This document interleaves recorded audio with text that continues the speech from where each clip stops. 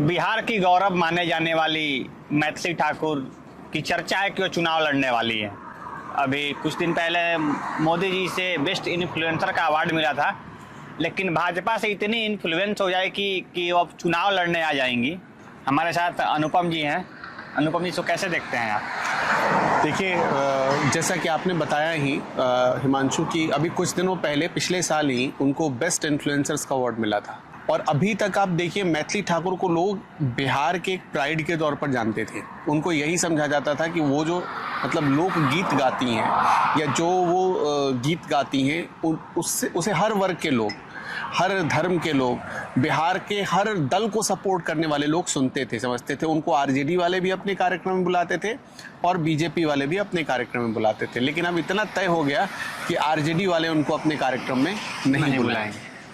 जो अगर ये सही बात है कि वो ये कह रही हैं कि अब वो चुनाव लड़ेंगी, उनकी इच्छा है ऐसी, उन्होंने बड़ी गंभीर बात कही है। वो चुनाव लड़ें या ना लड़ें ये अलग बात है, लेकिन उन्होंने जो कहा है, जो आरोप लगाया है, वो आरजेडी वालों को बिल्कुल पसंद नहीं आएगा।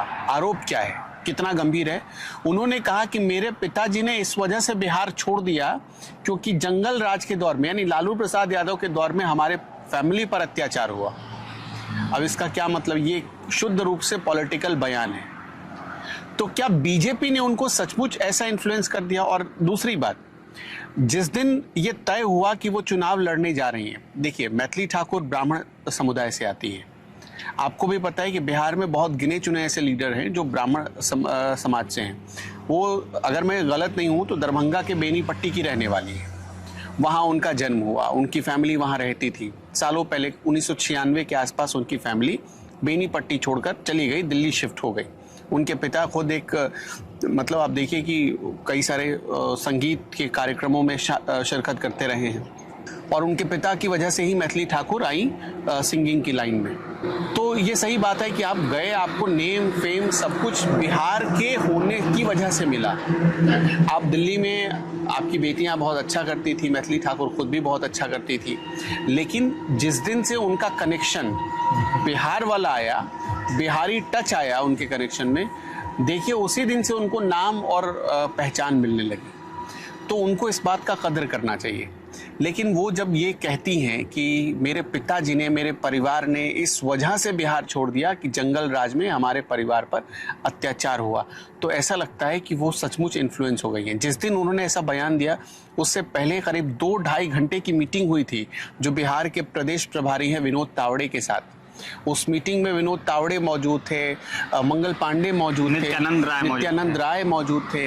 इन तमाम लोगों की बैठक में उनको इन्फ्लुएंस किया गया। उनको ये कहा गया कि मैथिली ठाकुर को चुनाव लड़ना चाहिए। अब पता नहीं, देखिए ये आपको भी पता है, मुझे भी पता है, बिहार का हर वो आदमी जो राजनीति को थोड़ा बहुत भी जानता है समझ सकता है कि मैथिली ठाकुर की राजनीतिक समझ अभी जीरो है। क्या आप ये कह सकते हैं कि मैथिली ठाकुर एक विधायक, और किस सीट से बात चल रही है, उसी बेनीपट्टी से बातचीत चल रही है कि वहाँ से उनको मौका मिल सकता है। एक और उनके बारे में जानकारी आ रही है, वो जानकारी है कि जिस सीट से आरजेडी के एक दिग्गज नेता अब्दुल बारी सिद्दीकी कभी जीता करते थे, वहां से उनको उम्मीदवार बनाकर उतारा जा सकता है। अब्दुल बारी सिद्दीकी के बारे में कहा जाता है कि आरजेडी में, संजय यादव का ऑफिशियल बयान है ये, कि अब्दुल बारी सिद्दीकी आरजेडी के सेकंड नंबर के नेता है, यानी लालू प्रसाद यादव के बाद अब्दुल बारी सिद्दीकी है। ये आरजेडी का ऑफिशियल बयान है संजय यादव का। अब फिलहाल वहां से तो वो चुनाव नहीं लड़ रहे हैं, लेकिन अली नगर की जो सीट है, कहा जा रहा है कि वहां से मैथिली ठाकुर को बीजेपी उतारने की तैयारी कर रही है, और ये करीब करीब फाइनल माना जा रहा है। बहुत जल्द इसका आधिकारिक ऐलान भी हो जाएगा, क्योंकि अब बहुत कम समय बचा है। 10 तारीख से नॉमिनेशन की शुरुआत होनी है, तो बहुत कम वक्त बचा है, और ऐसे में आप बहुत जल्दी कुछ ही घंटों में आप देखेंगे कि मैथिली ठाकुर के नाम का ऐलान होने जा रहा है। लेकिन सोचिए उन बीजेपी के कार्यकर्ताओं के बारे में जो कई सालों से पार्टी का झंडा उठा रहे थे, पार्टी के लिए डंडा खा रहे थे, पार्टी के लिए उन्होंने, आपने वो तस्वीर देखी ना जब जेडीयू और आरजेडी की सरकार चलती थी और बीजेपी वाले डाक बंगला चौराहे पर प्रदर्शन करने आते थे, कैसे घसीट कर मारा जाता था उनको। एक आदमी की मौत भी हुई थी। मौत भी हो गई थी। तो क्या बीजेपी ऐसे ही अपने उस कार्यकर्ता को श्रद्धांजलि दे रही है? ये एक बहुत गंभीर सवाल है कि एक व्यक्ति जिसको राजनीतिक समझ नहीं है, जिसने समाज सेवा में एकदम शून्य योगदान दिया, वो अपनी संस्कृति और अपनी एक कला से लोगों का मनोरंजन करती रही हैं, बिहार के पहचान को आगे बढ़ाती रही हैं, भारत के पहचान को आगे बढ़ाती है, इसके लोग कद्रदान हो सकते हैं।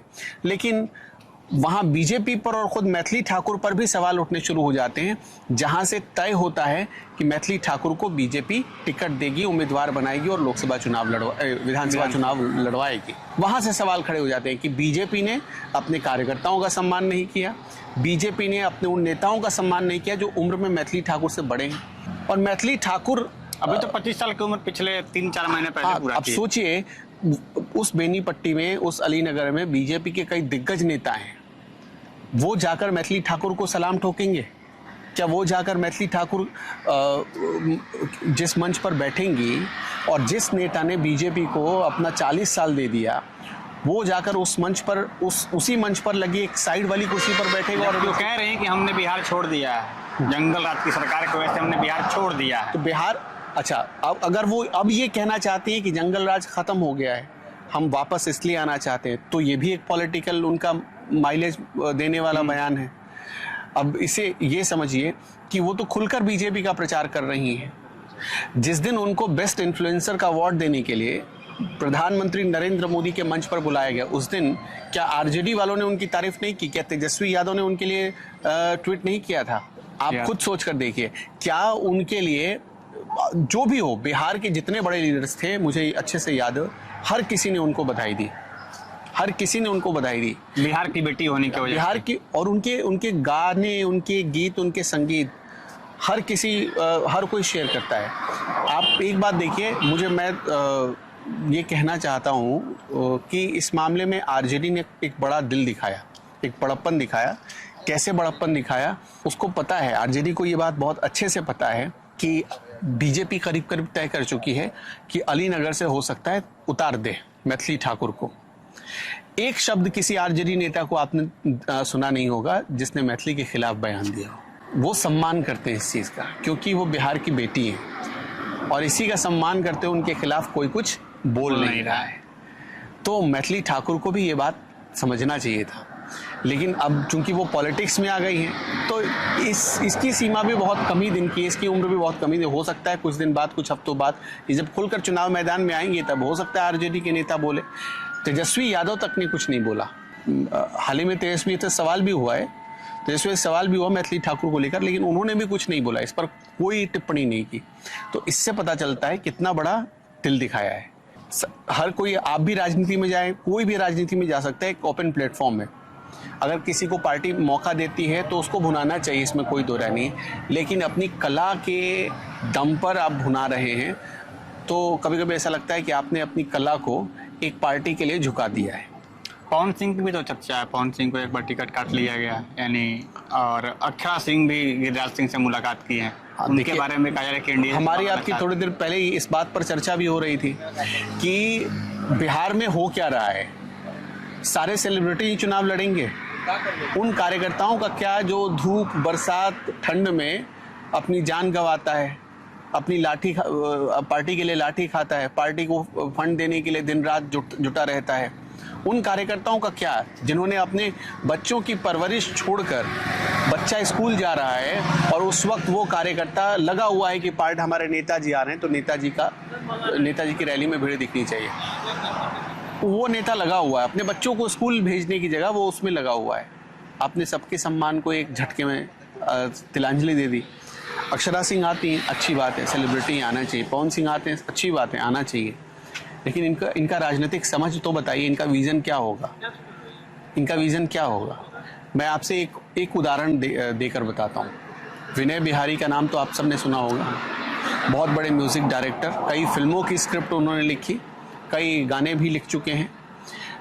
वो आए, वो भी भोजपुरी फिल्म इंडस्ट्री से जुड़े थे। निरहुआ हैं, भोजपुरी फिल्म इंडस्ट्री से जुड़े हुए हैं, वो भी बीजेपी में हैं। रवि किशन, वो भी बीजेपी में हैं, भोजपुरी फिल्म इंडस्ट्री से जुड़े हुए हैं। क्या उत्थान कर दिया इन्होंने आने के बाद, क्या उत्थान कर दिया बताइए। पॉलिटिक्स में आने के बाद आपके पास पावर तो आया। रवि किशन तो योगी जी के पास बैठते हैं, योगी जी के बहुत खासम खास हैं, उनकी जगह से, उनके इलाके से सांसद हैं। आप मुझे एक कोई योगदान बता दीजिए कि इनका कोई योगदान रहा हो भोजपुरी फिल्म इंडस्ट्री को बूस्ट करने में या भोजपुरी फिल्म इंडस्ट्री को निखारने में। कोई एक योगदान पावर आने के बाद भी नहीं रहा। तो इनका शुद्ध रूप तो से कला संस्कृति मंत्री रहे हैं बिहार मंत्री रहे, तो आप मुझे आप इस बात का बताइए ना कि उन्होंने कला संस्कृति मंत्रालय संभालते हुए भी कोई एक बड़ा योगदान दिया जो कि अभूतपूर्व है, जिसको आज से 20 साल बाद भी याद किया जाएगा। कोई योगदान और अब खतरा क्या आ गया, उनका टिकट कटने जा रहा है। दिख रहे हैं ना, आप कला संस्कृति मंत्रालय संभालने के बाद आप पार्टी की नजर में इतना वैल्यू नहीं दे पाए कि पार्टी आपको दोबारा मौका दे सके। आपका टिकट कटने का खतरा आ गया, आपके ऊपर तलवार लटक रही है। तो पवन सिंह हो, अक्षरा सिंह हो, ये 4 दिन की चांदनी फिर अंधेरी रात वाला किस्सा है इनका।